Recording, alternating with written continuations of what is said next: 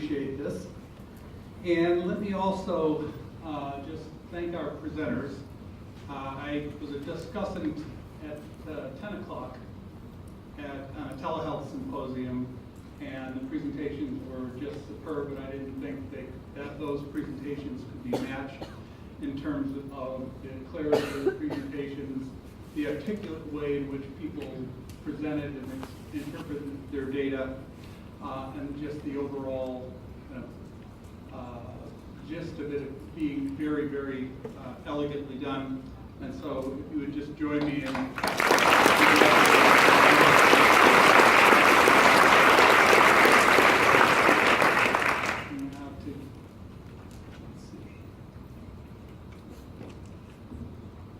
pull up some notes.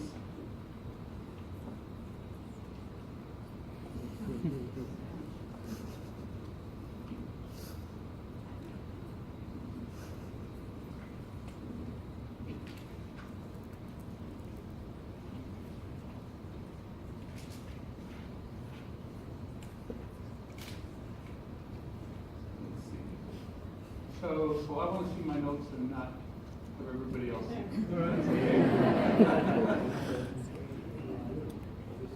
Control F8, is that what it's in this one?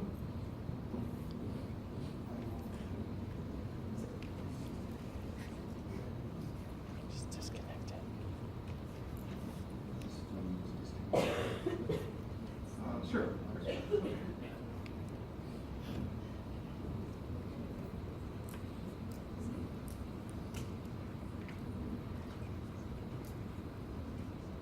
All right, so now to go into the individual presentations. For the Andreas presentation, I was, again, very impressed with the data presentation. In most functional analyses, we focus on the EOs and reinforcement contingencies.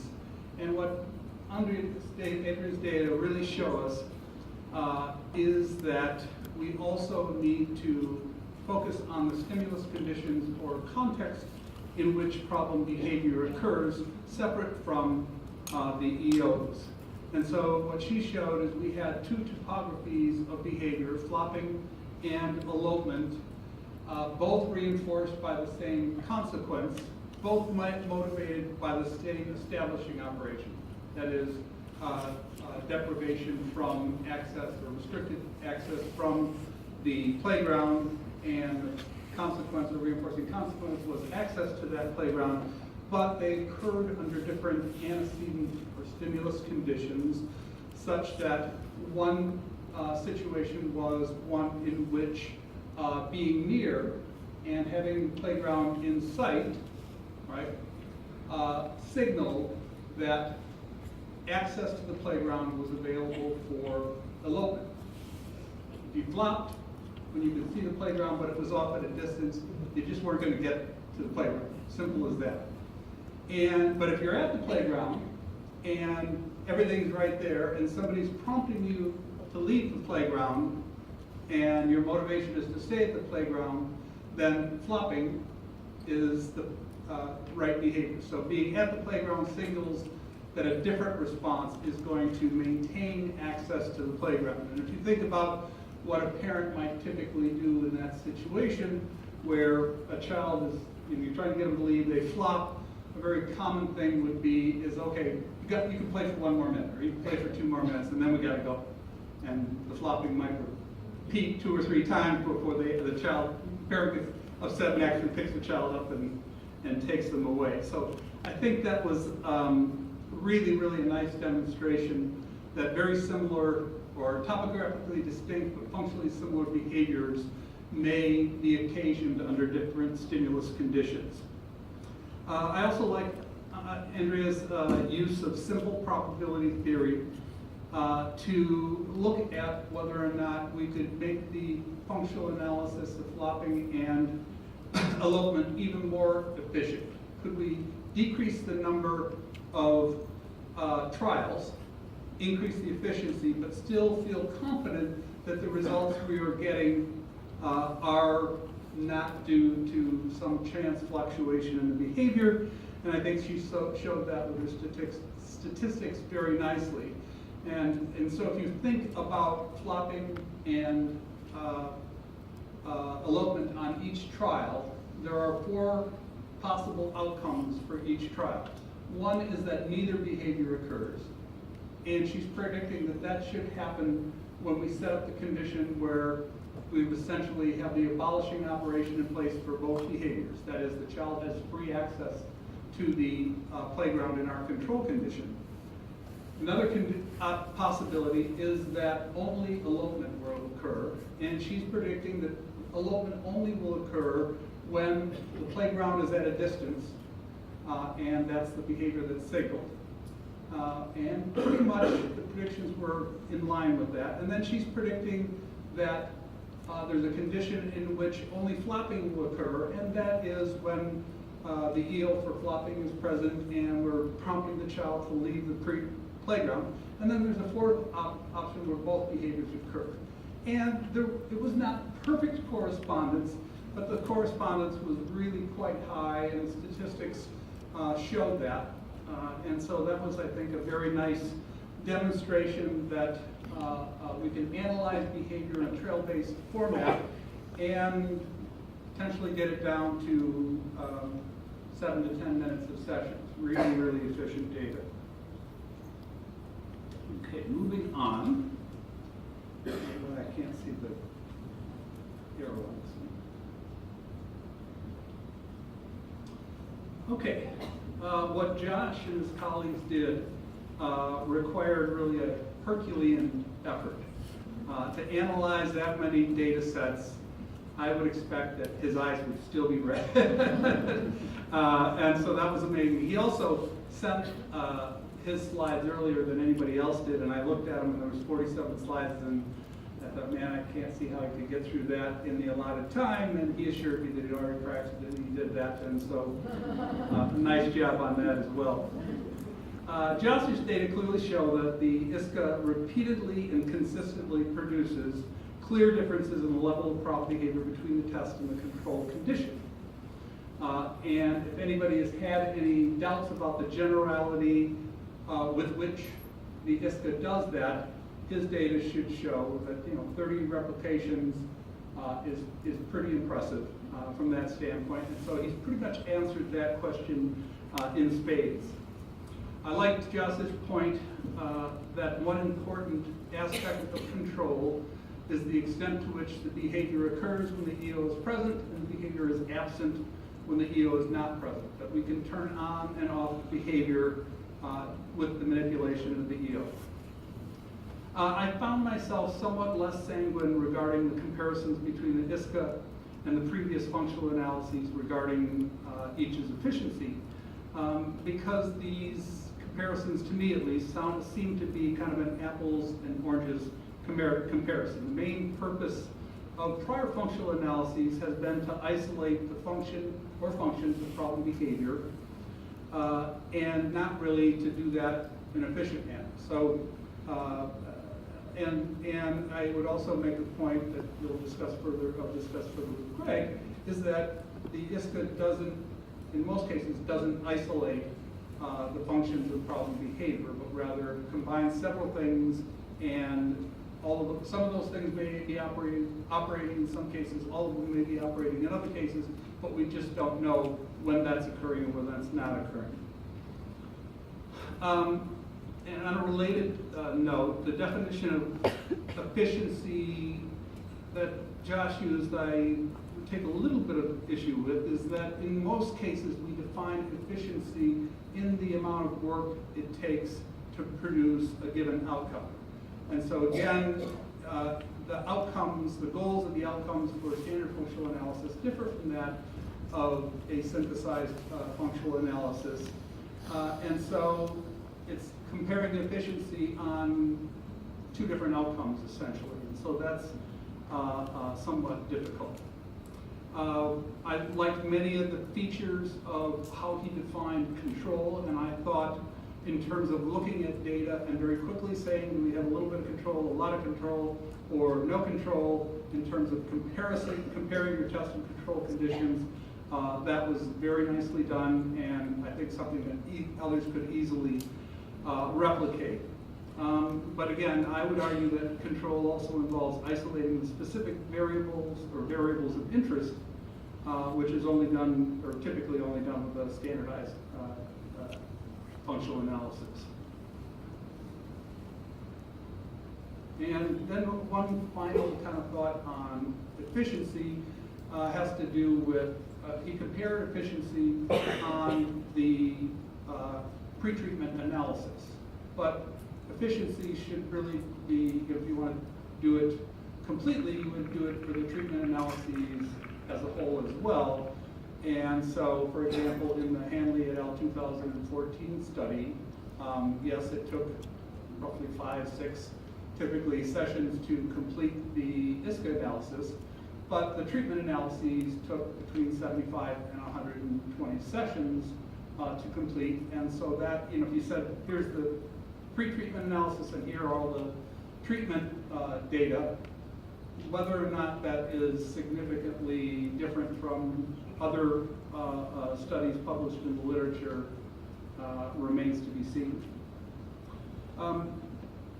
Amanda did an excellent job of describing the study involving within subject comparisons of the IISCA and the standard FA that we completed recently.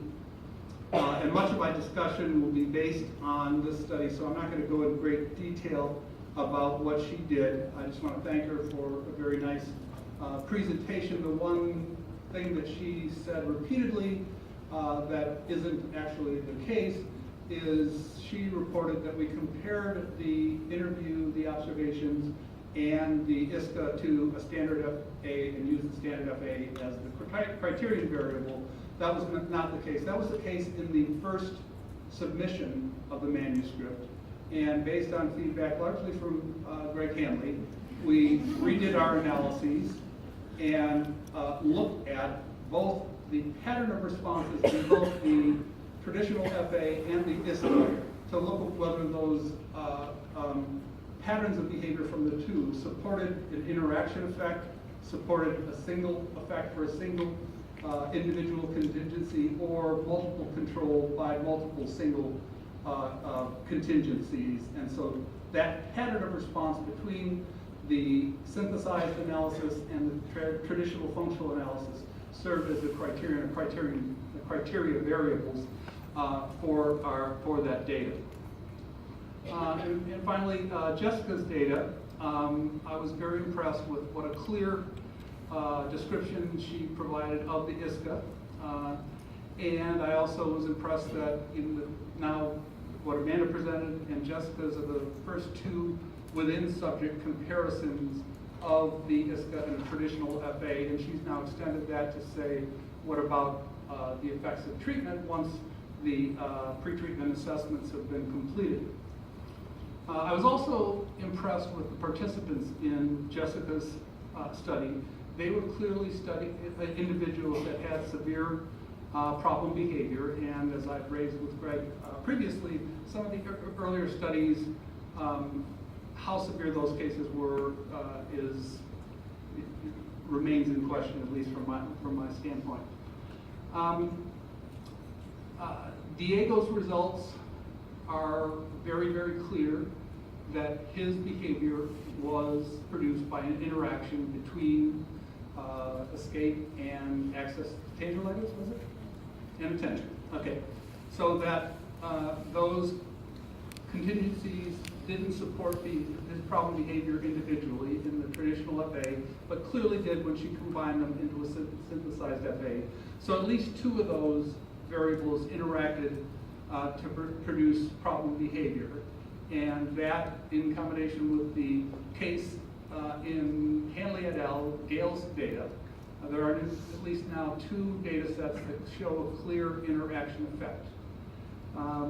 But that's it. So we've now seen roughly 40 data sets with the synthesized analysis, two of which we have clear data to say that the assumptions of the synthesized analysis, that there's an interaction effect, is actually correct. I was also particularly impressed with Emily's data. This arrangement in which destructive behavior, the function of destructive behavior is to increase the probability that we will do what the child tells us to do or asks us to do, is something we've done research on in the past in a number of cases. And to explain this, this is where there's a precurrent contingency between destructive behavior and a demand or a request. And to kind of explain what that looks like, if I came up to you and I had a pretend gun in my hand, and I said, give me all your money, you probably wouldn't do it. But if I had a real gun in my hand and I came up and said, give me all your money or else, that would greatly increase the probability that you would comply with that command. I don't have a gun. I could be doing that. But for kids with problem behavior, it's like a threat, where the threat is, do as I say, or I'm going to bang my head against the cement. And that is a very, very powerful contingency for many parents. We have done research on this in the past and published on it. We now have a series of cases that we're currently pulling together from the Marcus Institute and from the Monroe Meyer Institute. It's going to be a dozen plus cases at least. It could be double that depending on how many cases we have, can find the reliability and all those things you have to do when you present a cohort. So one question I would have is, why wasn't that contingency done in the standardized FA? It doesn't look, so one of the things that was in the presentation is that the same contingencies were evaluated individually versus in the synthesis, and that seems to be an exception. Maybe I'm wrong, but it didn't seem like that. I think it's because most people describe the standard analysis response to us as restricted to the standard behaviors and trying to emulate that. If there were any precursors observed, she then did a subsequent analysis which is less than the standard. Oh, no, I'm not asking about the precursor behavior.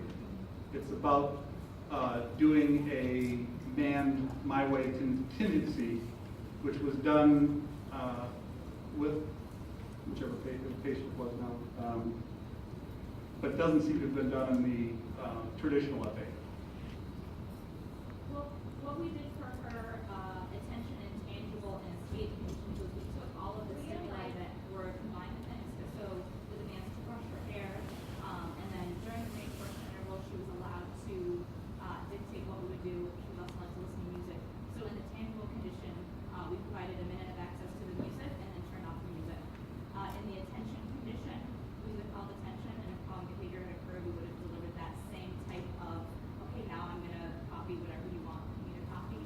And then in the escape condition, we just present the same thing. So we took the combinations of stimuli that she was accessing in the IISCA and fit them into the typical escape, attention, and tangible conditions. That makes sense. Okay. So, but the contingency where we do exactly what the child asks us to do following destructive behavior didn't appear to be in the standardized functional analysis. Am I missing something on that? Yeah, well, it never occurred in the attention condition, but we would have. Okay.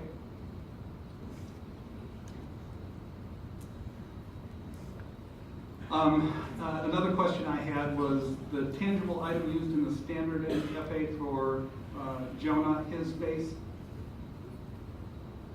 Did he get, so if he engaged in problem behavior in the tangible condition, did he get to go to what you called his space? He got access to all of the toys that he was taking. Or stand up.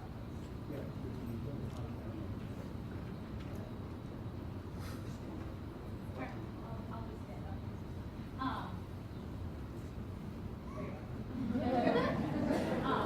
So in the IISCA, the tangibles that he had access to were a set of small plastic toys that he could tap. So those were the items that he was provided with in the tangible condition of the standard FA. So is that the same as what happened when he went to MySpace? Was he in the So same they were place? conducted in the same locations, yes. And then, so that's all. And then, was food used in a tangible condition for Kyle? Yes, so for Kyle's IISCA, one of his reinforcers included following a predictable schedule that said, for example, you're gonna play a game for 5 minutes, then go on YouTube for 10 minutes, and at the end of this entire schedule, you get a snack. So during the IISCA test condition, we interrupted that schedule and we delivered the snack at the end of the actual analysis. And then for the standard FA in the tangible condition, we withheld the toys and the access to YouTube, and at the end of the entire analysis, we delivered his snack. If that makes sense. So it was delivered at the same time. Digitally at the end of Yeah, at the end of the condition. So I think that's maybe a difference between those that would explain why one found a function the other one didn't. And then one other comment, I had seen the Slayton study, the submitted study previously, and had asked Greg and Jessica for a copy of the graphs where the precursor responses were included throughout both analyses. And I was hoping that she would present that today because at least for me, for 3 of the cases that are listed as undifferentiated on standard FA, one might draw a different conclusion if one saw that for the standard FA, all you saw was problem behavior, and for the synthesized FA, you saw what was either problem behavior or precursor behavior, and in, I believe, 3 of those cases, no problem behavior occurred in the synthesized analysis, so that the interpretation was fully based on the precursor behaviors, and then that same type of interpretation wasn't done for the synthesized analysis. So I think that's, I would encourage you on that to present all those data when you resubmit that manuscript, and to explain those in, as a part of your data presentation. Okay, so those are my kind of specific comments on the individual presentations, and I want to again just ask you to join me in congratulating them on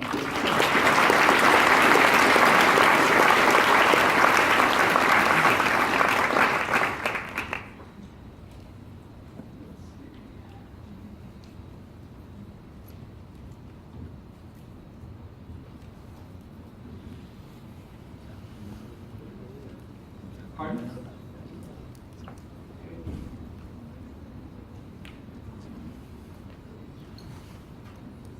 Okay, that came up.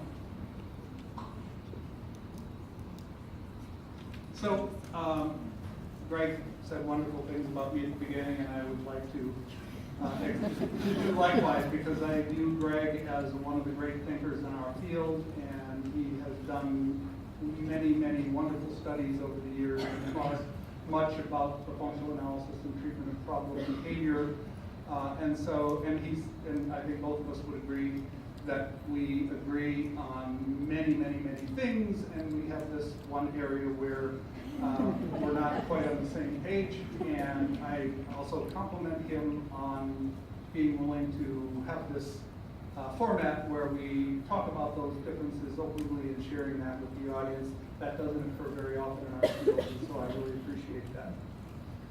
So I also appreciate you coming, and hope that you're coming here because we're imparting new knowledge and wisdom. But it's possible that some of you came because you want to see Greg and I kind of going after each other, pointing fingers, or perhaps throwing insults at one another, or perhaps even worse, than ending up in a duel. I think that's not going to happen.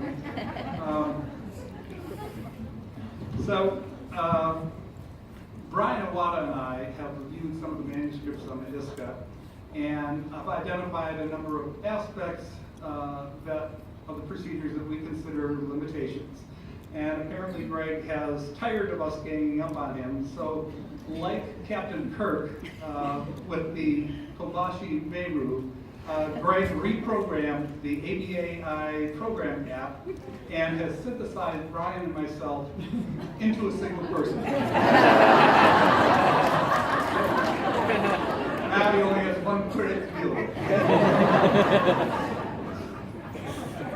Okay, to kind of start off with getting to the heart of the matter,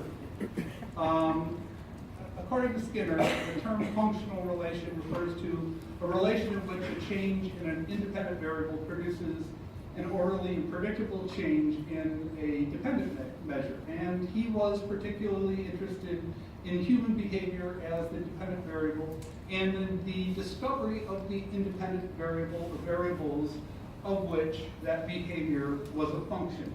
And that has what has led in many ways to us to do the types of things we do now in functional analysis. And thus Skinner actually introduced the term functional analysis to label the process through which one might go about identifying the independent variables that are functionally related to human behavior.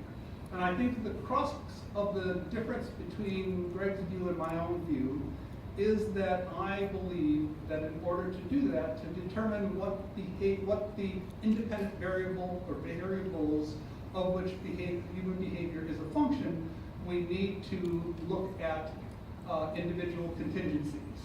If we believe there is evidence to suggest that there's also an interaction between variables, then it makes perfect sense to, after looking at them singly from my perspective, to also look at them as interaction and combine them. And that's basically what we try to do in the our 2016 paper that Amanda presented, is to look at things both ways and see how many times we saw evidence of individual contingencies, evidence of interactive contingencies, and it was very limited, and we didn't see evidence of individual interactive contingencies. And as I said, there's now 2 cases, one in the literature, one yet to be published, saying that there are cases where there is clear interaction, and we need to be cognizant of that and to look for those things. But that's different from saying we can just jump with the assumption that there are interactive variables. I also have concerns about some of the things that have been claimed and conclusions that have been drawn that for me would be not congruent or not fully supported by the data, and here are some. I think we heard some today that this is one that has come out: freedom from meltdowns, you can do it without drugs, inpatient heart treatment, and candies. None of those things have been evaluated relative to treatments based on synthesized analysis. And today we heard that it's safer, better, and has more control. I raised some questions about how efficiency and how control is defined, and there's absolutely no data comparing the synthesized FA with traditional FA in terms of safety. There's also the claim that we now know with results that that the SA results in the most effective treatment. And again, there's very limited data on this. And because of the time, I'm going to just jump through. And, sorry, pardon? Okay. So I just went through and summarized the data, and basically there's no reliability data on the interview. There's no validity data on the interview. That we've shown that the structured observations can be reliable, and I expect when Greg's group does it, they're reliable as well. When we've compared the synthesized, we've found very few cases that support the assumption of interaction. And so if we look at levels of evidence, this is the Oxford criteria. I like them because they have multiple levels, and they actually recognize N-of-1 studies. For the diagnostic test, when I look at the data, basically we can say that maybe the interview and the observations would get a level 4, but there is conflicting data, and the way these criteria work, you might actually move it down to level 5 because of that. When you look at the synthesized, there's some data saying that, again here and in the literature, that a number of individuals have had favorable outcomes based on the treatments developed by the synthesized assay. Good internal validity in several of those cases, not all.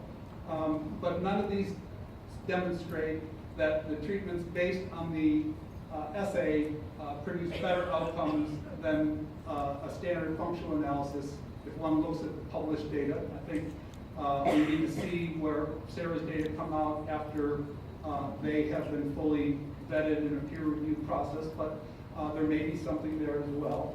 And so when I look at what, based on the published data, what the level of evidence is for the interventions based on the essay and whether they help, again, the data are basically at the level of case control, a few studies showing the effects of treatment. And again, this is a level of evidence that recognizes systematic reviews and meta-analyses of N of 1 or single case designs as the highest level of evidence. It's comparable to systematic reviews and meta-analyses of randomized clinical trials. So I will stop there and let Greg go ahead.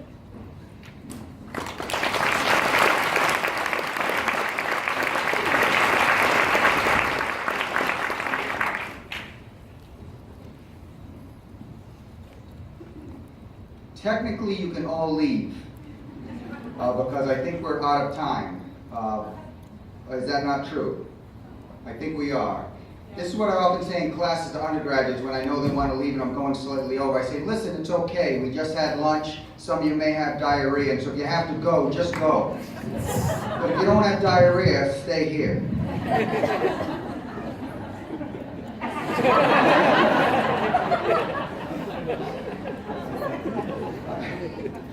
Always known for being classy. Let's see. I think Wayne deleted my PowerPoint. That was meant so I could claim my innocence. Okay. Thank you for being kind enough to stay. I promise I will take 6 minutes of your time. Okay? And if you want to stay after that for questions, that's fine. But just 6 minutes. I'm going to distill what I think I've learned in 24 years doing functional assessments in 6 minutes. So I'm going to talk very fast. First, there is a little disagreement, okay? There is a little disagreement. But Wayne is totally right. There's more agreement than disagreement. First, we agree that problem behavior is sensitive to environmental contingencies that are learned. That makes us unique among most helping professionals and in complete agreement. Second, we agree that the analysis should be part of the functional assessment process. Thank goodness we're not having a conversation about should we do a descriptive assessment or a functional analysis. We're not having that conversation. Okay, we're having a conversation about analyses. I really like that movement. We also agree, we don't ride anymore, but we both agree that Harleys are better than Hondas. Wayne and I have complete agreement on that. We always have. We also agree that Wayne is taller. And that Josh is indeed more handsome. Complete agreement. Here's where we have some disagreement. I'll go through this quickly. You know, this is what Wayne thinks you should do when given the opportunity to treat severe problem behavior. And by contrast, this is